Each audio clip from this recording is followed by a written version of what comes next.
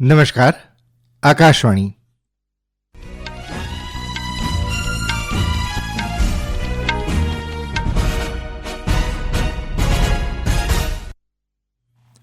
સમાચાર જયેશ વેગડા વાંચે છે. સૌપ્રથમ મુખ્ય સમાચાર. પ્રધાનમંત્રી નરેન્દ્ર મોદીએ કાપડના કચરાને સમગ્ર વિશ્વ માટે ચિંતાનું મોટું કારણ ગણાવ્યું. મન કી બાત કાર્યક્રમમાં પ્રધાનમંત્રીએ અનેક રાજ્યોમાં જળ સંચય માટે થયેલા કાર્યોની પ્રશંસા કરી. પ્રધાનમંત્રી નરેન્દ્ર મોદીએ રાષ્ટ્રીય સ્વયંસેવક સંઘ આરએસએસને અમર સંસ્કૃતિનું અક્ષય વટ ગણાવ્યું. કેન્દ્રીય ગૃહમંત્રી અને ભાજપના વરિષ્ઠ નેતા અમિત શાહ આજે પટણા ખાતે રાજ્ય સ્તરીય સહકારી સંમેલનનું ઉદઘાટન કરશે. અને આઈપીએલમાં આજે દિલ્હી કેપિટલ્સ અને સનરાઇઝર્સ હૈદરાબાદ તો અન્ય એક મેચમાં રાજસ્થાન રોયલ્સ અને ચેન્નઈ સુપર કિંગ્સ વચ્ચે મુકાબલો થશે. સમાચાર વિગતવાર. પ્રધાનમંત્રી નરેન્દ્ર મોદીએ કાપડના કચરાને સમગ્ર વિશ્વ માટે ચિંતાનું મોટું કારણ ગણાવ્યું છે. આકાશવાણી પર મન કી બાત કાર્યક્રમમાં રાષ્ટ્રને સંબોધતા શ્રી મોદીએ જણાવ્યું કે વિશ્વમાં કાપડના કચરામાંથી માત્ર 1% કપડાનું જ નવા કપડામાં રિસાયકલિંગ થાય છે. તેમણે જણાવ્યું કે ભારત વિશ્વમાં ત્રીજો દેશ છે જ્યાં મહત્તમ કાપડ કચરાનું ઉત્પાદન થાય છે. પ્રધાનમંત્રીએ જૂના કપડાના નિકાલ માટે કાર્ય કરતી સંસ્થાઓના પ્રયત્નોની પ્રશંસા કરી હતી. हमारे देश में इस चुनौती से निपटने के लिए कई सराहनीय प्रयास किए जा रहे हैं. कई भारतीय स्टार्टअप्स ने टेक्सटाइल रिकवरी फैसिलिटीज पर काम शुरू किया है. वे पुराने कपड़ों और जूते चप्पलों को रिसाइकल कर जरूरतमंदों तक पहुंचाते हैं. कुछ संस्थाएं पुराने कपड़े लेकर उसे दोबारा उपयोग करने लायक बनाती हैं और गरीबों तक पहुंचाती हैं. ઉનાળો શરૂ થઈ ગયો છે ત્યારે અનેક રાજ્યોમાં જળ સંચયનું કાર્ય વેગ પકડી રહ્યું છે. તેમણે જણાવ્યું કે દર વર્ષની જેમ કેચ ધ રેઇન ઝુંબેશ માટેની તૈયારી યુદ્ધના ધોરણે ચાલી રહી છે. આ ઉપરાંત વધુને વધુ લોકો જળ સંચય માટે જોડાવા માટે જળ સંચય જન ભાગીદારી અભિયાન પણ ચલાવવામાં આવી રહ્યું છે. છેલ્લા 7-8 વર્ષમાં નવા બનાવેલા તળાવો, કુંડ સહિતના માળખા દ્વારા 11 અબજ ક્યુબિક મીટર પાણીનું સંચય કરવામાં આવ્યું હોવાનું તેમણે જણાવ્યું હતું. जल संरक्षण से ज्यादा लोगों को जोड़ने के लिए जल संचय जन भागीदारी अभियान भी चलाया जा रहा है. प्रयास यही है कि जो प्राकृतिक संसाधन हमें मिले हैं उसे हमें अगली पीढ़ी तक सही सलामत पहुंचाना है. साथियों, बारिश की बूंदों को संरक्षित करके हम बहुत सारा पानी बर्बाद होने से बचा सकते हैं. મન કી બાત કાર્યક્રમની 120મી કડીમાં પ્રધાનમંત્રીએ ગુજરાતમાં એકતાનગરમાં સ્ટેચ્યુ ઓફ યુનિટી ખાતે આરોગ્ય વન, એકતા નર્સરી, વિશ્વ વન અને મિયાવાકી ફોરેસ્ટમાં મોટા પ્રમાણમાં જોવા મળતા કૃષ્ણકમલ ફૂલનો ઉલ્લેખ કર્યો હતો. તેમણે શ્રોતાઓને આવા ફૂલોની રસપ્રદ યાત્રા અંગે લખવા આહ્વાન કર્યું હતું. પ્રધાનમંત્રીએ વિદ્યાર્થીઓને આ ઉનાળાની રજાઓમાં નવા શોખ કેળવવા અને રચનાત્મક કાર્યો કરવા સલાહ આપી હતી. પ્રધાનમંત્રીએ શ્રોતાઓને ઉનાળા વેકેશન માટે તૈયાર કરવામાં આવેલા માય ભારતના વિશેષ કેલેન્ડરની માહિતી આપી હતી. તેમણે જણાવ્યું કે વાયબ્રન્ટ વિલેજ અભિયાનમાં વિદ્યાર્થીઓ સરહદી ગામડાઓનો અનોખો અનુભવ લઈ શકે છે. તાજેતરમાં પૂર્ણ થયેલા ખેલો ઇન્ડિયા પેરા ગેમ્સમાં ખેલાડીઓના સમર્પણ અને પ્રતિભાની તેમણે પ્રશંસા કરી હતી. मैं खेलो इंडिया पैरा गेम्स में हिस्सा लेने वाले सभी खिलाड़ियों को उनके शानदार प्रयासों के लिए बधाई देता हूं. हरियाणा, तमिलनाडु और यूपी के खिलाड़ियों को पहला, दूसरा और तीसरा स्थान हासिल करने के लिए शुभकामनाएं देता हूं. इन खेलों के दौरान हमारे दिव्यांग खिलाड़ियों ने 18 राष्ट्रीय रिकॉर्ड भी बनाए, जिनमें से 12 तो हमारी महिला खिलाड़ियों के नाम रहे. પ્રધાનમંત્રીએ આજથી શરૂ થઈ રહેલી ચૈત્ર નવરાત્રી સહિતના તહેવારો પ્રસંગે સમગ્ર દેશવાસીઓને શુભેચ્છાઓ પણ પાઠવી હતી.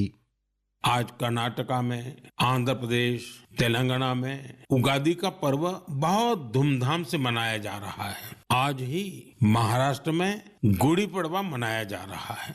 अगले कुछ दिन में असम में रोंगाली बिहू, बंगाल में पोइला बोईशाख, कश्मीर में नवरेह का उत्सव मनाया जाएगा और ईद का त्योहार तो आ ही रहा है. हमारे ये त्योहार भले ही अलग अलग क्षेत्रों में हो, लेकिन ये दिखाते हैं कि भारत की विविधता में भी कैसे एकता पिरोई हुई है. પ્રધાનમંત્રી નરેન્દ્ર મોદીએ કહ્યું કે રાષ્ટ્રીય સ્વયંસેવક સંઘ આરએસએસ અમર સંસ્કૃતિનું અક્ષયવટ છે. આ અક્ષયવટ ભારતીય ચેતનાને ઉર્જાવાન બનાવી રહ્યું છે. આજે નાગપુરમાં માધવ નેત્રાલય પ્રીમિયમ સેન્ટરનો શિલાન્યાસ કરતા પ્રધાનમંત્રીએ જણાવ્યું કે આયુષ્યમાન ભારત યોજના અંતર્ગત દેશના કરોડો લોકોને મફત સારવાર મળી રહી છે. પ્રધાનમંત્રી નાગપુરમાં solar defence and aerospace limited અને લોઇટરિંગ મ્યુનિશલ ટેસ્ટિંગ રેન્જ અને યુએવી માટે રનવે સુવિધાઓનું ઉદઘાટન પણ કરશે. અગાઉ શ્રી મોદીએ નાગપુરમાં સ્મૃતિ મંદિરની મુલાકાત લીધી હતી અને રાષ્ટ્રીય સ્વયંસેવક સંઘના સ્થાપક ડોક્ટર કેશવ હેડગેવાર તથા ગુરુજી તરીકે જાણીતા માધવરાવ ગોકળકરને સમર્પિત સ્મારકોમાં શ્રદ્ધાંજલિ આપી હતી. આ પ્રસંગે આરએસએસના વડા મોહન ભાગવત, કેન્દ્રીય મંત્રી નીતિન ગડકરી, મહારાષ્ટ્રના મુખ્યમંત્રી દેવેન્દ્ર ફડણવીસ પણ ઉપસ્થિત રહ્યા હતા. પ્રધાનમંત્રીએ દીક્ષાભૂમિની પણ મુલાકાત લીધી હતી અને ડોક્ટર BR આંબેડકરને શ્રદ્ધાંજલિ અર્પણ કરી હતી. પ્રધાનમંત્રી બપોરે છત્તીસગઢના બિલાસપુર જશે, જ્યાં તેઓ 33,700 કરોડ રૂપિયાથી વધુની વિવિધ વિકાસલક્ષી પરિયોજનાઓનો શિલાન્યાસ અને લોકાર્પણ કરશે. આજે દેશભરમાં ગુડી પડવો, ચૈત્ર નવરાત્રિ, ગુડી પડવા, ચેટીચાંદ, ઉગાડી સહિતના તહેવારોનું ભક્તિભાવ અને ઉલ્લાસભેર ઉજવણી કરવામાં આવી રહી છે. આજે મહારાષ્ટ્ર સહિત સમગ્ર દેશમાં મરાઠી નવું વર્ષ ગુડી પડવો ખૂબ જ ધૂમધામથી ઉજવવામાં આવી રહ્યું છે. આજથી ચૈત્ર નવરાત્રિનો પણ પ્રારંભ થઈ રહ્યો છે, જે રામનવમી પર પૂર્ણ થશે. દેશના તમામ પ્રસિદ્ધ મંદિરો અને શક્તિપીઠોને શણગારવામાં આવ્યા છે. ભાવિકો મોટી સંખ્યામાં વિશેષ પૂજા અર્ચના માટે મંદિરોમાં જોવા મળી રહ્યા છે. આકાશવાણીની આરાધના યુટ્યુબ ચેનલ આજથી 6 એપ્રિલ દરમિયાન વિશેષ કાર્યક્રમો રજૂ કરશે. આજે સિંધી ભાઈ બહેનો દ્વારા ચેટીચાંદની પણ ઉલ્લાસભેર ઉજવણી કરવામાં આવી રહી છે. આજે ભગવાન ઝૂલેલાલની શોભાયાત્રા અને સાંસ્કૃતિક કાર્યક્રમો યોજાશે. રાષ્ટ્રપતિ દ્રૌપદી મુર્મુ, ઉપરાષ્ટ્રપતિ જગદીપ ધનખડ, પ્રધાનમંત્રી નરેન્દ્ર મોદીએ દેશવાસીઓને આ તહેવારોની શુભેચ્છા પાઠવી હતી. આ સમાચાર આપ આકાશવાણી પરથી સાંભળી રહ્યા છો. આ સમાચાર આપ અમારી YouTube channel AIR news Gujarat પર પણ સાંભળી શકશો. વધુ સમાચાર માટે અમારી વેબસાઇટ newsonair.gov.in/ગુજરાતી અને અમારા એક્સ હેન્ડલ AIR_news_ABAD ને ફોલો કરશો.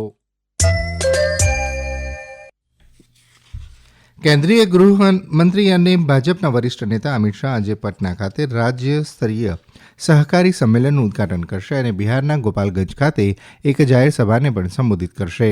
શ્રી શાહ આગામી બિહાર વિધાનસભા ચૂંટણી માટે ગઠબંધન પક્ષો સાથે ચર્ચાના ભાગરૂપે પટનામાં NDA નેતાઓ સાથે બેઠક કરશે. કેન્દ્રીય સહકાર મંત્રી 800 કરોડ રૂપિયાથી વધુના વિવિધ વિકાસ કામો અને પ્રોજેક્ટ્સનું લોકાર્પણ અને શિલાન્યાસ કરશે. સહકારી સંમેલનમાં હાજરી આપ્યા બાદ શ્રી શાહ ગોપાલગંજની મુલાકાત લેશે. કેન્દ્રીય મંત્રી મનસુખ માંડવિયાના વડપણ હેઠળ આજે સવારે જૂનાગઢમાં સાયકલ રેલીનું આયોજન કરવામાં આવ્યું હતું. ગિરનાર દરવાજાથી ભવનાથ તળેટી દામોદર કુંડ સુધીની સાયકલ રેલીમાં કેન્દ્રીય મંત્રીની સાથે અનેક લોકો જોડાયા હતા. આ પ્રસંગે શ્રી માંડવિયાએ જણાવ્યું કે 2047 સુધીમાં વિકસિત ભારતના સ્વપ્નને સાકાર કરવા માટે દેશનો દરેક નાગરિક સ્વસ્થ હોય તે ખૂબ આવશ્યક છે. IPL T20 ક્રિકેટમાં આજે વિશાખાપટ્ટનમમાં બપોરે 3:30 વાગે દિલ્હી કેપિટલ્સનો મુકાબલો સનરાઇઝર્સ હૈદરાબાદ સામે થશે. અન્ય એક મેચમાં ગુવાહાટીમાં રાજસ્થાન રોયલ્સનો મુકાબલો ચેન્નાઈ સુપર કિંગ્સ સામે સાંજે 7:30 વાગે થશે. બંને ટીમો તેમની તાજેતરની મેચોમાં હારનો સામનો કર્યા બાદ આ મેચ જીતવા પ્રયત્ન કરશે. રોયલ ચેલેન્જર્સ બેંગ્લોર પોઈન્ટ ટેબલમાં ટોચ પર છે, જ્યારે લખનૌ સુપર જાયન્ટ્સ બીજા સ્થાને છે. અમદાવાદમાં મુંબઈ ઇન્ડિયન્સ સામે 36 રનની જીત મેળવ્યા બાદ ગુજરાત ટાઇટન્સ પોઈન્ટ ટેબલમાં ત્રીજા સ્થાને પહોંચી ગયું છે. ટેબલ ટેનિસ ખેલાડી માનવ ઠક્કર વિશ્વ ટેબલ ટેનિસ સ્પર્ધાની સેમીફાઇનલમાં પહોંચનાર પ્રથમ ભારતીય બન્યો છે.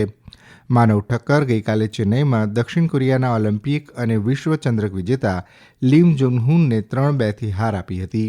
અગાઉ પ્રી ક્વાર્ટર ફાઇનલમાં ઠક્કરે જર્મનીના આંદ્રેને 3-2થી હાર આપી હતી. અંતમાં મુખ્ય સમાચાર ફરી એકવાર. પ્રધાનમંત્રી નરેન્દ્ર મોદીએ કાપડના કચરાને સમગ્ર વિશ્વ માટે ચિંતાનું મોટું કારણ ગણાવ્યું. મન કી બાત કાર્યક્રમમાં પ્રધાનમંત્રીએ અનેક રાજ્યોમાં જળ સંચય માટે થયેલા કાર્યોની પ્રશંસા કરી. પ્રધાનમંત્રી નરેન્દ્ર મોદીએ રાષ્ટ્રીય સ્વયંસેવક સંઘ RSSને અમર સંસ્કૃતિનું અક્ષયવટ ગણાવ્યું. કેન્દ્રીય ગૃહમંત્રી અને ભાજપના વરિષ્ઠ નેતા અમિત શાહ આજે પટના ખાતે રાજ્ય સ્તરીય સહકારી સંમેલનનું ઉદઘાટન કરશે. અને IPLમાં આજે દિલ્હી કેપિટલ્સ અને સનરાઇઝર્સ હૈદરાબાદ વચ્ચે મેચ, તો અન્ય એક મેચમાં Rajasthan Royals Chennai super Kings વચ્ચે મુકાબલો થશે.